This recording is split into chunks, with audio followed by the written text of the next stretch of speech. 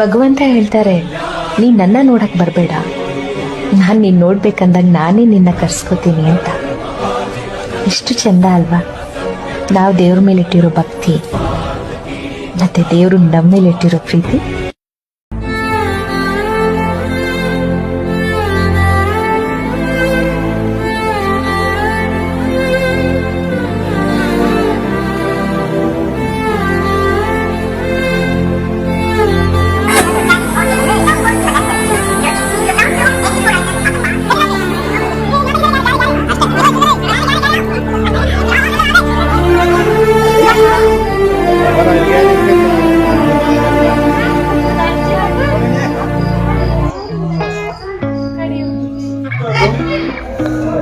Side ಬರೋ.